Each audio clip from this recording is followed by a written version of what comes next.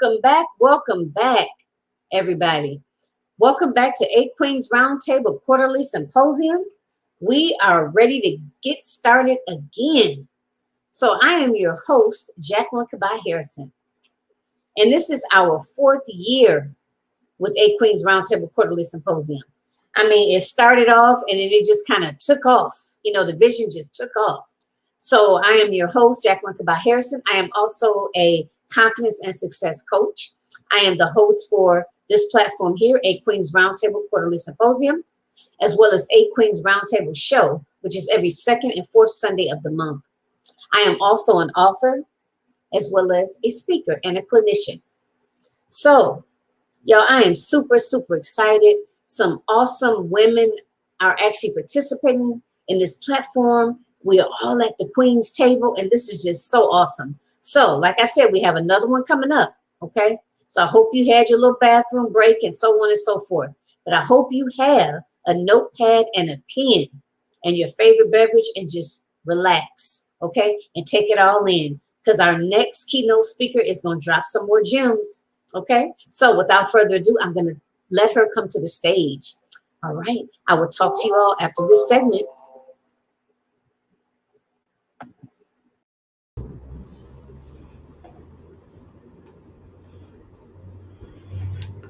Good evening, good evening. All righty, all righty. Well, good evening to everybody, and just kind of checking to make sure that I've gotten all of my uh, things here going. Okay, because I want to make sure that you guys can hear me as well as see me. All right then. Well, first and foremost, I want to say good evening in Ashe. Ashe is a Yoruba saying, and it's basically translated that we have the power to make things happen. And so I want to bid you an ashe on tonight. For those that are watching, good evening to you and welcome to the Queen's Roundtable Symposium. I am Dr. Carolyn Stevens. I am a therapist, an author. I am a social advocate, a public speaker, and I also like to deem myself as a master collaborator. The name of my company is called BLACKHOUSE Collaborations LLC. I'm also a media producer, so you can go to my channel, which is on the XOD network, and you can see some of my work there.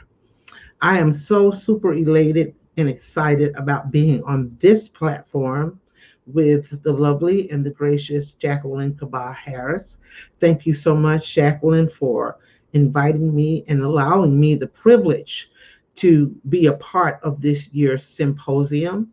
I want to send peace, love, and blessings to all of the other beautiful queens that have graced this platform and will be gracing this platform in the episodes or sessions coming up.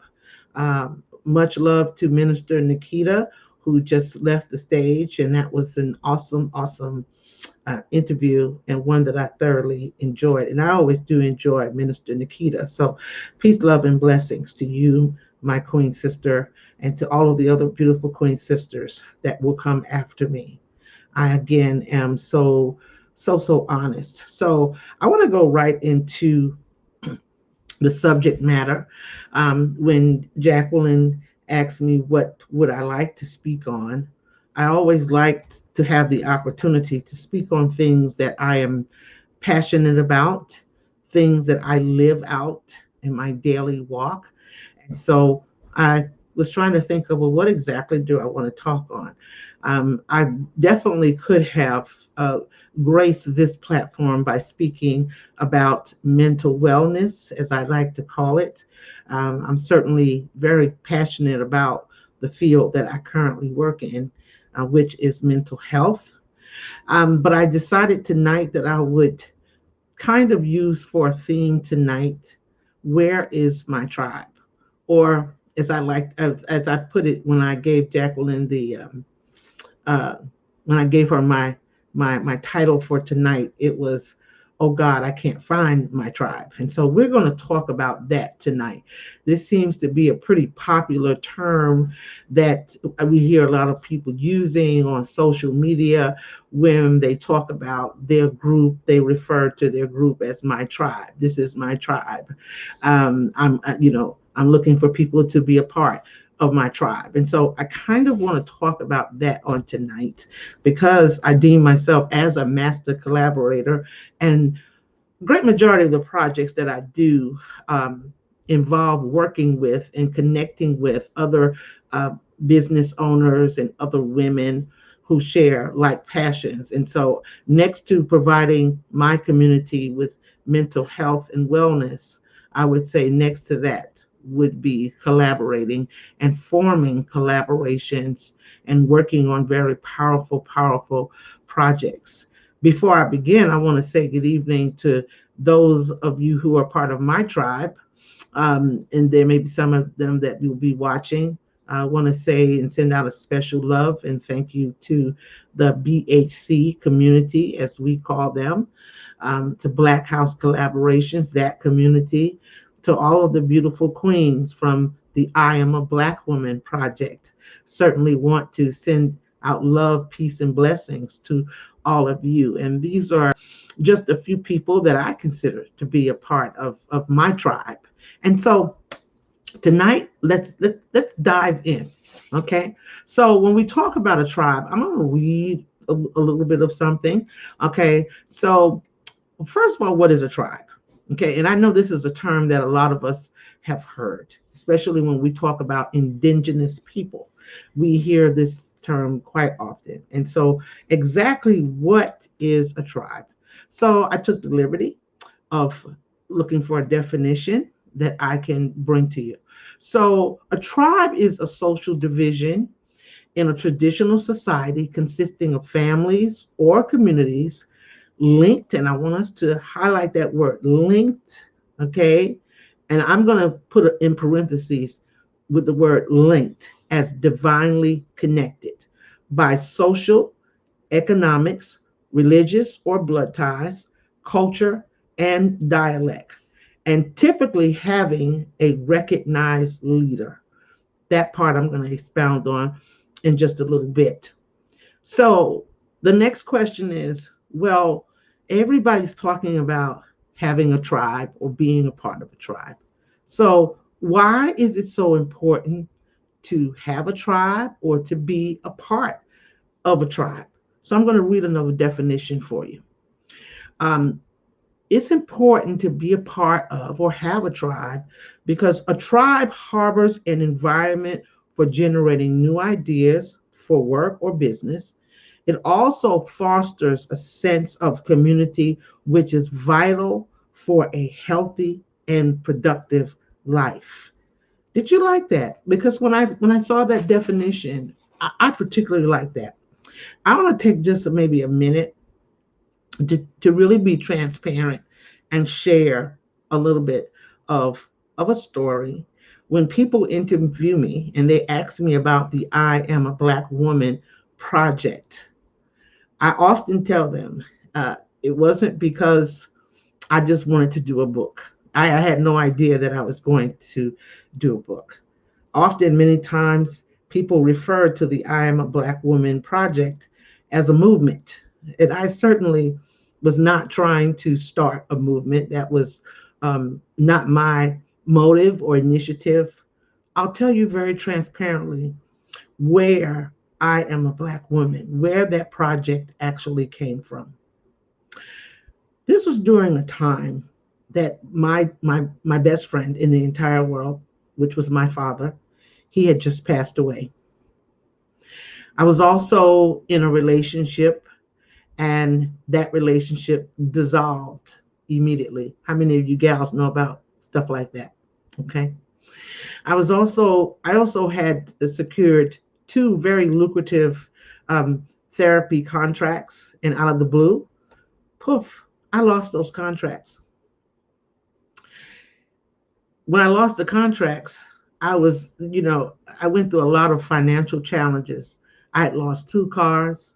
So here I was. My dad, my best friend, he was gone. I'd lost a major source of income. Then my cars were gone. And I remember one night sitting in my living room. At that point, I was kind of spinning the idea around about doing a book project, but I still was in the no stage where I was like, no, I've never done a book project. I'm not going to do it. And that particular night, I went to my refrigerator, I looked in my cabinet, and I barely had food to eat. In that hour, I got a little bit of something and was feeling very saddened. And all of a sudden, this feeling of depression and isolation, it overtook me. And I remember that night taking a shower. While I was in the shower, I began to cry profusely. I want to tell you, queens and kings, if you're listening as well, that it wasn't that I didn't know people, but in that moment of sadness and depression and feeling isolated, I could not think of one woman that I could call and say, hey, I need some help. I couldn't think at that time. And it's not that I don't have those kind of people in my life, but just in that moment, in that Kairos moment, I could not think of one telephone number that I could call. And I stood in that shower for maybe about close to an hour, crying profusely. And all of a sudden, I could feel the depression, the isolation, and it lifted up off me. And when I stepped out of the shower and I sat on my bed, I talked to God. And I said, I don't understand. Why was I feeling that way? Because I really wasn't feeling that bad about some of the things I had lost. And I just didn't understand what had taken over me for that hour. And in that hour, for those of you that believe that God does speak to you, which I do, in that moment, I heard the voice of God. And God said this to me. He said, what you felt in that hour, the depression, the loneliness, and the isolation, there are millions of Black women who are going through that, who are experiencing those feelings every single day. And I knew in that moment that I had a mandate from God to create an environment for women of color where they could feel comfortable about sharing their pain, where they could be in an environment where they felt that they had connected with a sisterhood, that they could be in an environment where they could heal and there would be no judgment, but there would only be love. And so it was in that time that I began to move about on social media, and I met my publisher, Darshelle McAlpine, CEO of Boss Lady Press. Not knowing absolutely what I was doing, but I share that story to let you know two things. One, this is why I am so passionate about sisterhood. This is why I am so passionate about working together in the spirit of unity. This is why I believe that there are many things as a one woman, as being one woman, that I could do or that you could do. But I believe that together we are greater. There's a song, and forgive me if I don't quote it verbatim, but some of the words to that song says, I'm a movement by myself, but we're a force when we're together. And that's what I believe about the power of sisterhood, that I can be a movement by myself, but I'm a force when I'm joined with other women.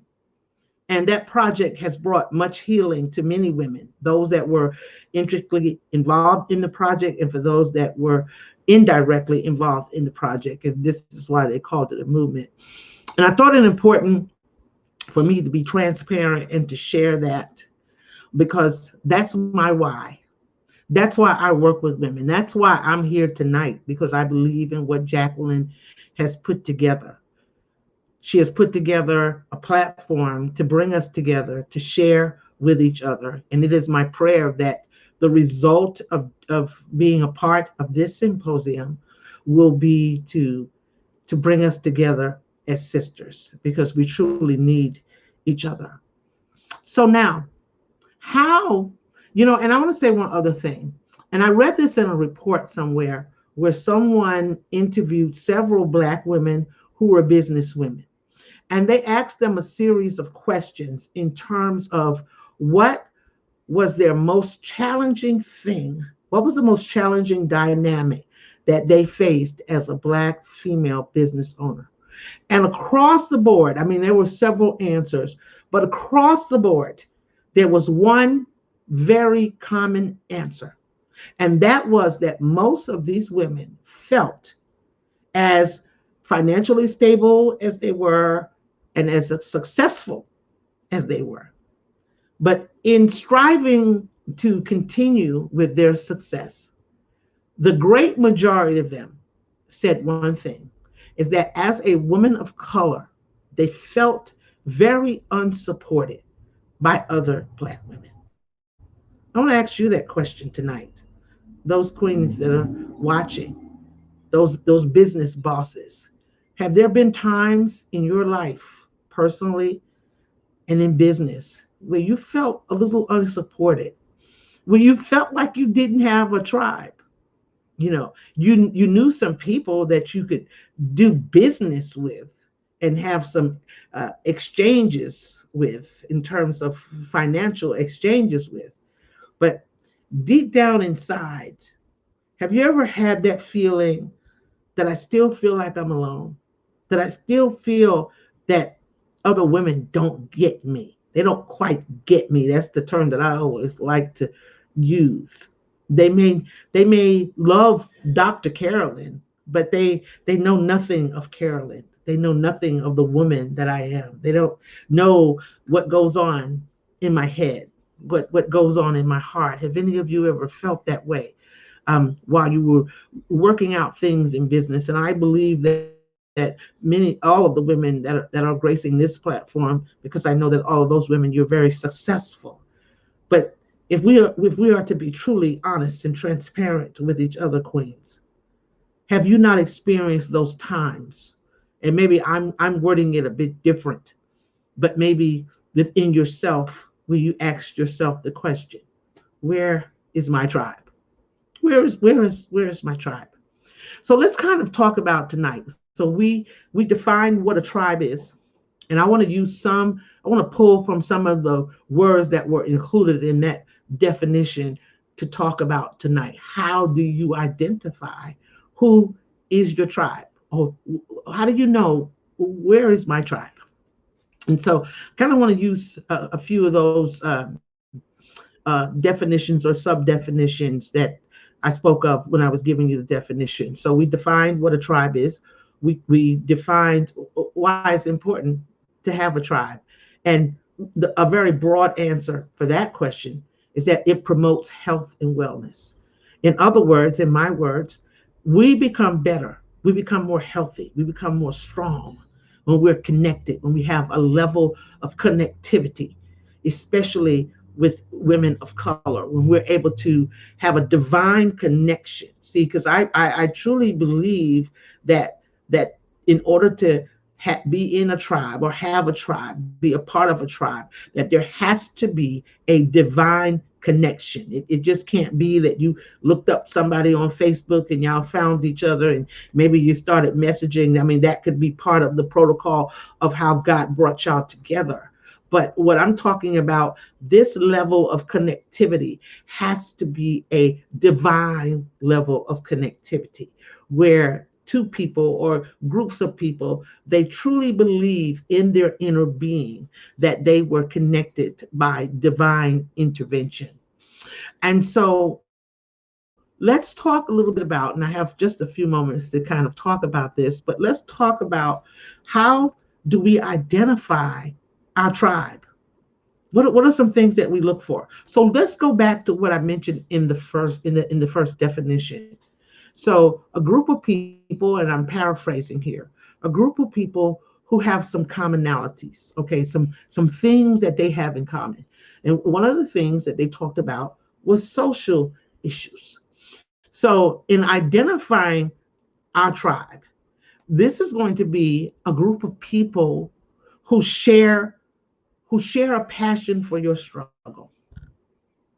That's going to be the first indicator that these are other women, since we're talking about the Queen's Roundtable here. These are other women, though they may not have been through some of the same things that I've been through. But corporately speaking, we have, as women, encountered some of the same struggles and some of the same challenges.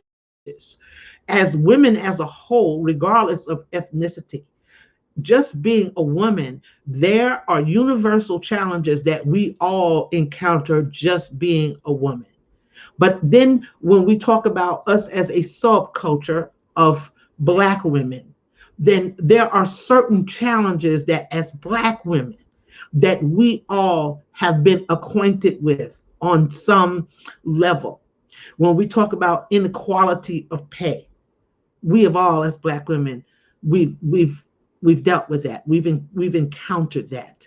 When we talk about some of the scrutiny that we encounter as Black women, at some point in our lives, we all kind of have dealt with that, where we were belittled because we were a woman, or we were put in a certain category, either the angry Black woman, or the baby's mama, or the aggressive woman who decides to take charge of her life. As Black women, we share many of these same challenges. And so when we begin to identify our tribe, that's going to be those group of women that have identified that you are my sister, and we share some of the same struggles. But your tribe is going to believe that together that we can defeat some of these struggles. Together, we can manage some of these challenges and not only make it better for us, but we can make it better for other women. I myself certainly connect with women who are passionate about creating an environment for other Black women where they don't have to encounter the struggle, or if they are encountering the struggle, they don't at least don't have to do it by themselves. So in identifying our tribe, we want to look for a social connection. Look for that social connection, and you'll know it by just speaking to that sister. I'm here tonight because I believe in what Jacqueline Kabah is doing. I'm very passionate about her desire to want to empower women of color. And I have that same desire. And so we connect. We're able to do these kinds of things together. What else do we look for? What other identifying factor do we look for when we're looking for our tribe? All right, economics. So what exactly does this mean when we talk about economics? And I want to say some really real things here as I talk about what we share economically. Okay, I sent some statistics over to one of my colleagues, Jacqueline Lulu Brown, in an interview that I'd done with her, and I sent her over some very startling statistics. And maybe some of you already know this, but when we look at the in overall net worth of the Black woman in the statistics that I sent to her, it stated that basically the overall, and I'm making a general statement, of the Black woman who is educated is $5. And every time I look at that stat, it does something to me. It does something to me. It infuriates me, actually. And so when we talk about identifying our tribe, we're talking about plugging into and connecting and collaborating, which is what collaborating is. It's connecting with other women that have either one, experienced these kinds of challenges financially, or women who have a desire to want to see other Black women be financially empowered. And that's very important. And I know you probably would say, well, what black women wouldn't want to see other black women rise up and be wealthy and be financially empowered? Well, I got to tell you, and being real honest and transparent here, that not all of us feel that way. See, there are many black women out there, and I use a saying in my therapy practice: hurt people hurt people. And can we just talk for a minute? Hurt people hurt people. You know, there are many sisters out there that they don't really have a desire to see another woman rise up financially so that she can take care of her family, so that her business can prosper. No, see, some women, what they do is the total opposite. And they use a lot of the same capitalistic strategies, and they use them against other women. And so that is the sister that has said to herself, I can't worry about you, sisters. I got to look out for self. I got to only think about my money. I can only think about how I'm going to make it, how I'm going to rise up. So I can get out on social media and get out and tell people and brag about what I have. Let me say this to you, that in a sisterhood, you're not satisfied if only you have it. But in an authentic sisterhood, we are truly happy, of course, when we're able to be financially sustainable. But it feels even greater when we can look about in our groups and see other women that are financially climbing up to the top. When we can certainly be overjoyed if our business is booming, if our business is prospering, if our business is now being successful. But it's an even greater feeling when we can see other women who have businesses that are prospering, who are also being successful, who also have testimonies about their wealth growth. That is true sisterhood. And so if that's something that you're passionate about, that you want to see other women become economically successful, then to identify your tribe is going to be connecting with other women that care about that have that same passion, that say, it's just not good enough that I'm making money, but I want to see my sisters making money. And go a little bit step further, that as a tribe of women, that we're going to come together and we're going to share some of our successes. We're going to share some of the tips and some of the strategies that we had to use in order to help another sister out. You know how it is sometimes. When we're working in business, we have to scrap sometimes just to get information from other women who choose to hide and hold back information from each other. But it's such a beautiful feeling when you're divinely connected to other women who say, listen, I have obtained some information, and I'm not going to make you scrap for it. I'm not going to make you have to go through some hardships for it, but I'm going to download some of the information perhaps that I've obtained, and I want to share that with you. That could come in the form of a training class. There's no harm in that. That could come in the form of mentoring. But the bottom line is connecting with other women who have that same passion, that same desire to want to see other Black women economically empowered, and not continuing in a space where I only care about the money that I make. I only care if I'm going to be wealthy, but I want to see my community prosper. I want to see other Black women be prosperous. How do I identify my tribe? Third thing, it mentioned in the definition of a tribe, those that share a commonality in terms of dialect.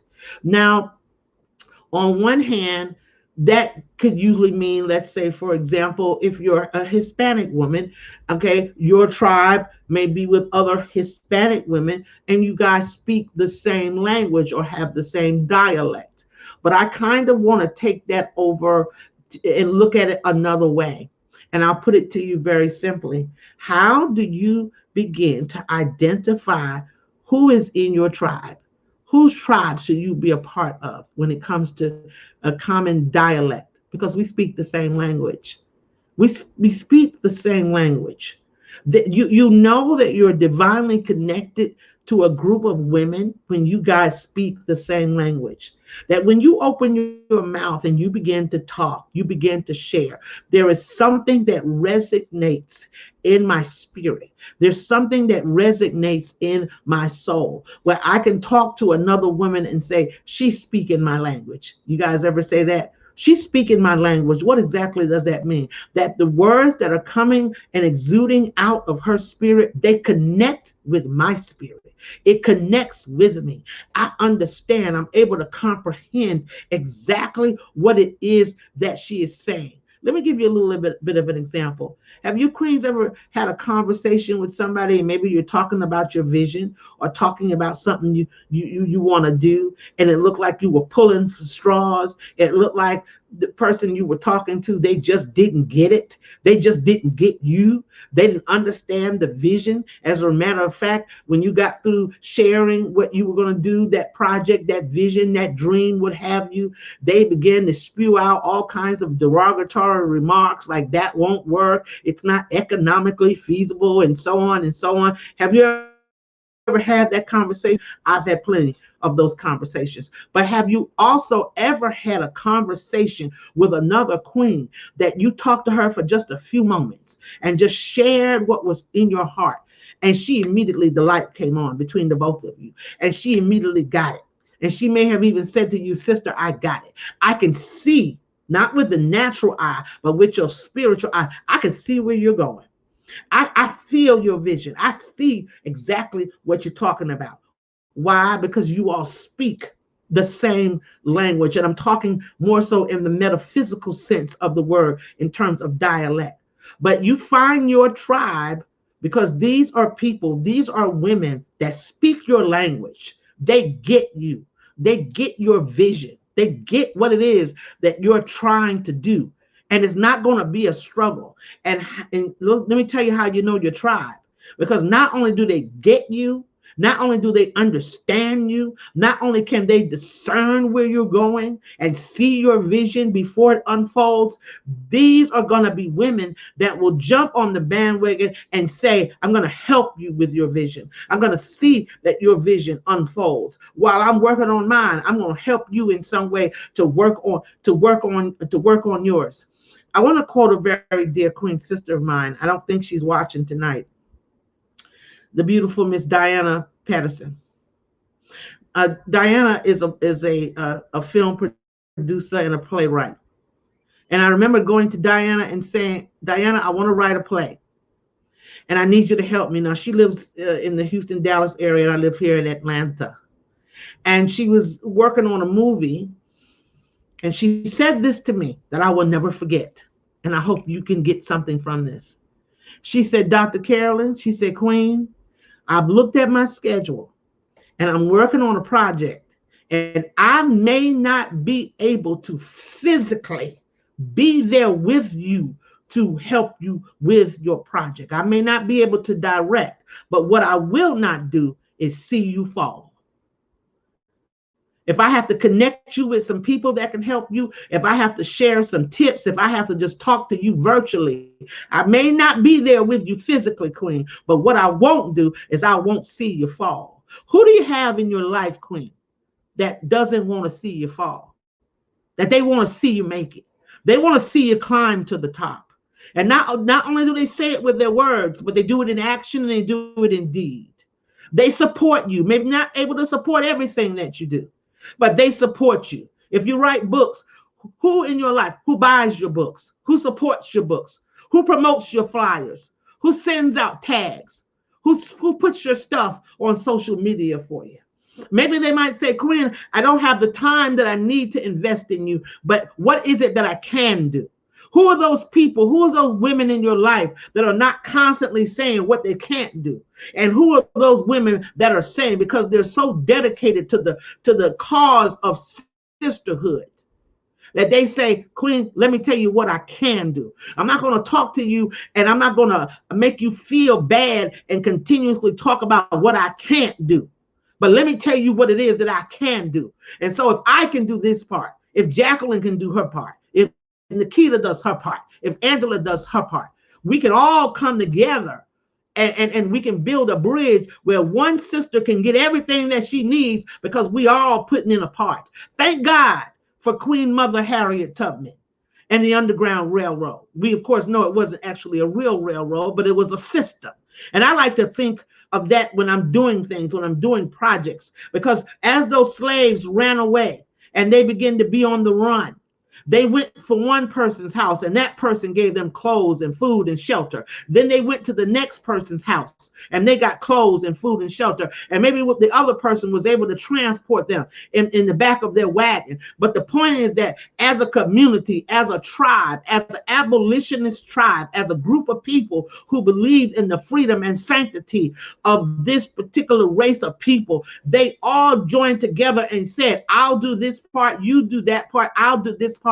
And if we all put our parts together, we can get the job done because they had a tribe mindset. And this, Queen, is how you're able to identify your particular and authentic tribe. When you look for these things, let me add one other thing as I close. In that definition, and I thought this was very profound, it said that typically in a tribe, they recognize that there is a leader.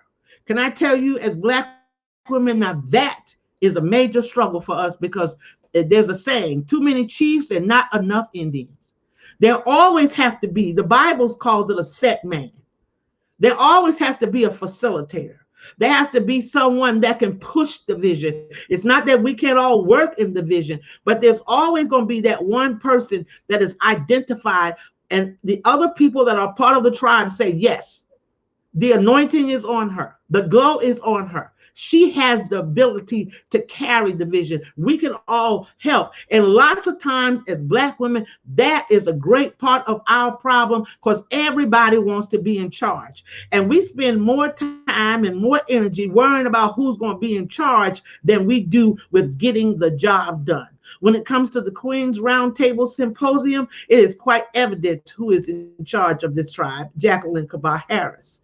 Whatever project it is that God has given to you or vision that God has given to you to lead, then you're the set man of the house. You're the one that leads it. And out of respect for other Black women, we as Black women must identify that you've been called to lead the charge, so to speak. And so we will lend our gifts and talents and resources and follow the vision that God has given to you. And when we can operate in that manner, we as a culture of women, we can then find ourselves being more productive. And most importantly, there will be a decrease of Black women, especially those of you who are in business, who will not have to wake up on the side of the bed one morning and say, I'm by myself. I feel isolated. I feel like I have to do everything by myself. I want you to know from the heart of Dr. Carolyn, you are not alone, Queen. You are not alone. You do have help. There is a tribe out there for you. There are a group of women that get you. There are a group of women that will embrace your vision, embrace your business, and support your vision. I am a very blessed woman because I have such women in my life. I haven't always had that, but I know that I have the strength behind me and I have the support of knowing that when I grace a stage, I don't grace this stage alone, but that there is the spirit of other women who are part of my tribe. And I know that I can go forward because I am not alone. That when I speak, I know that out there are other women who support Dr. Carolyn, and I am not alone. And my wish, my desire, my passion is for all of you beautiful business queens that you will take this away from this presentation and know that you, my beautiful queen sister, are not alone. Thank you so much, Jacqueline Kabah Harrison, for having me. Thank you for allowing me to be a part of your tribe, the Queen's Roundtable. Listen, If you're a Queen sister out there, you got a project, you got something that you're doing, reach out to me. You can email me at Dr. Carolyn, dr.carolyn21, which I'm 21 every day, at yahoo.com. You can find me on Facebook at Carolyn Stevens. Reach out to me, message me. Listen, I'm open to hear it. If you got a project, you want some other women to get behind you, get with you, I'm at least open to hearing it. Please reach out to me. You can go to my website at www.drcarolyn.live, and you can also reach out to me there. You can find me and my other Queen sisters and kings on the BHC channel and it's on the XOD network. We'd love to have you be a part of that, but you can certainly tune in. Get ready because we're getting ready to produce our next couple of books. And so we're looking forward to having some other queens serve with us on that project. I'm always somewhere working on projects, and I'm always looking for beautiful queens such as yourself so I can be a part of your tribe and you can be a part of my tribe. And I'll leave you with these words before our host comes back on. And this is our tagline for the I Am a Black Woman project / movement. I rise, you rise, we rise together. Thank you so much again, Queen Jacqueline, for having me. And thank you, Facebook, for listening to me. Queens, it's our time. Let us all rise up together. Peace, love, and blessings to each and every one of you from Dr. Carolyn Stevens. Enjoy the rest of this beautiful symposium for the rest of the week. Sending lots of love, lots of light, and lots of peace to all of the other queens who will be gracing this platform. Have an awesome, awesome evening. Woo! What is that? I rise, you rise, we I rise. rise, you rise, we rise together. Oh, I like that. Okay.